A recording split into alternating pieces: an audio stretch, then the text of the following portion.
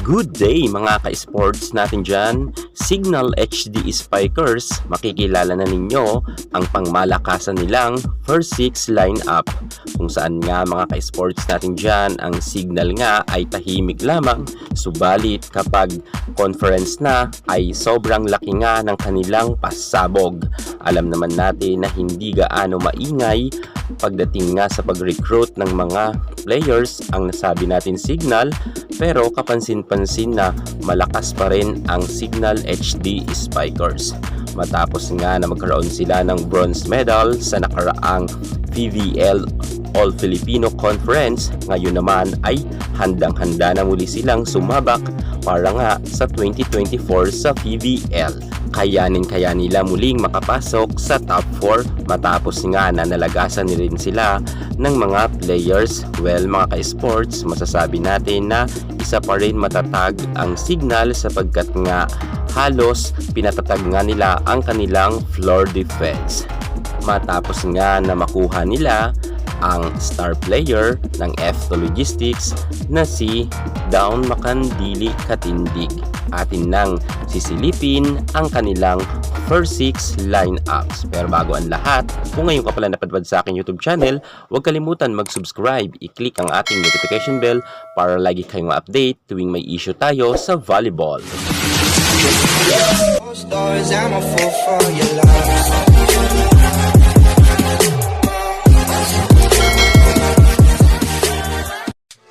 Signal HD Spikers asado na sa PVL All Filipino Conference 2024 at handang-handa na nga ang kanilang mga pambato.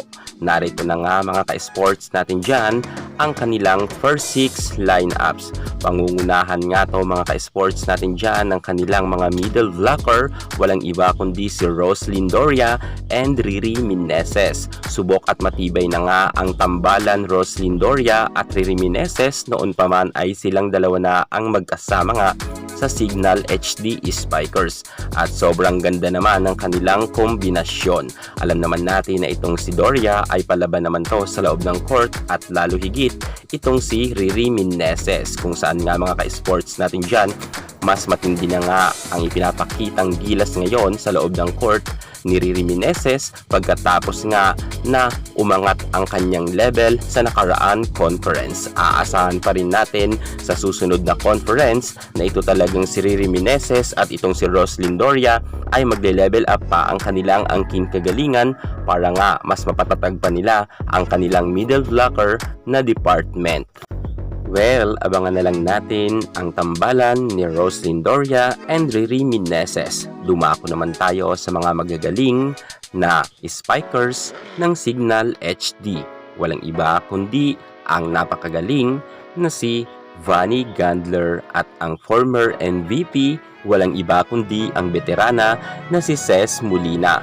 Alam naman natin mga ka-sports natin dyan na ibang level na ngayon ang galawan sa loob ng court ni Vani Gandler at noon ngang nasa Ateneo siya ay hindi nga natin siya masyado nararamdaman, subalit pagpasok nga ng pro ay halos umangat talaga ang level niya sa kanyang paglalaro ng volleyball at kita natin na halos nakakasabay nga siya kay Ces Molina at minsan nga ay nasasapawan niya pa si Ces Molina sa kanyang angkin kagalingan. Pero syempre alam naman natin na maganda ang kombinasyon ng dalawang ito dahil ang kada-diagonal niya nga walang iba kundi ang veterana na si Molina ay marami pa rin natututunan dito si Gandler at halos sa pagtagal nga ng ating Vani Gandler sa Signal ay mas aabang-abang pa talaga ang kanyang mga pasabog sa mga paparating na laban.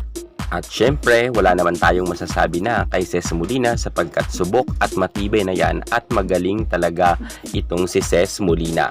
Dumako naman tayo sa kanilang setter. Walang iba kundi ang former best setter na si Jel Cayuna.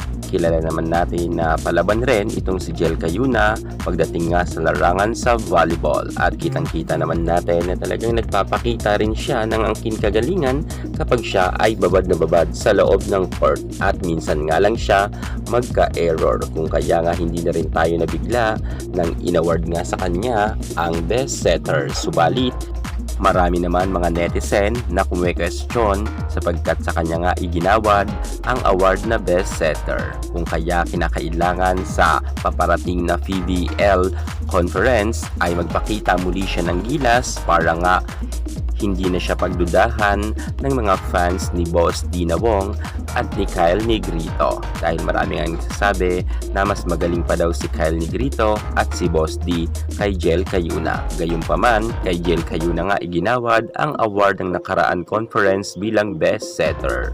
Kaya't kaabang-abang talaga kung magpapakita pa rin ba ng gilas muli si Jel Cayuna or aagawan na siya sa pagiging best setter award sa PVL All Filipino Conference 2024. Yan ang ating pakakaabangan kay Cayuna.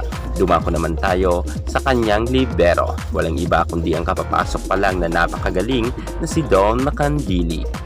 Ayon nga sa interview kay Don Macandili, nagustuhan niya raw ang Signal HD Spikers at ito raw ang kanyang pinili na team na kanyang mapupuntahan sapagkat nga nagustuhan niya raw ang dedikasyon daw at ang pamunuan daw ng Signal. At higit sa lahat, ang mga players daw dito ay talagang determinado na manalo palagi sa mga games. Kung kaya nga mas gusto ni Macandili dito para nga masyado siyang ma-challenge. Okay, magaling naman tong si Macandili at wala na tayo dyan masasabi sapagkat kung sa award lang naman ng Best Libero ay sobrang dami niya nang nakakot na award hindi lang sa Pilipinas maging sa international ay meron na rin siyang Best Libero Award.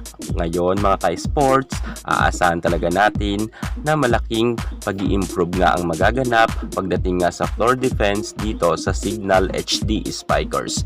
Dumako naman tayo ngayon mga ka-sports sa kanilang opposite hitter. Walang iba kundi ang napakagaling rin na si Jovelyn Gonzaga.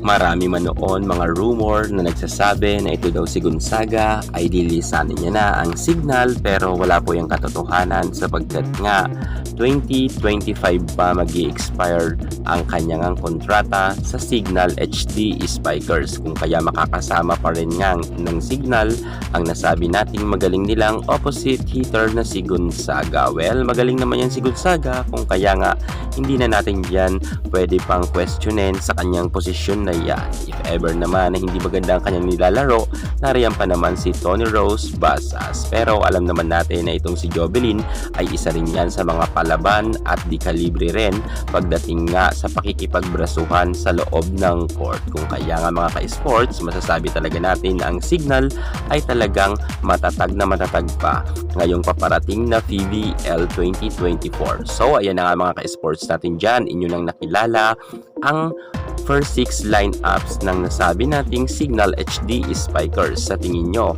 makapasok kaya sila sa top 4 at magkaroon kaya sila muli ng podium finish? Kung sa tingin nyo na makakapasok pa sila at makakasungkit ng medalya, comment lang kayo sa baba. Yan muna ang pinaka-latest natin sa mundo ng volleyball. Thank you so much. God bless.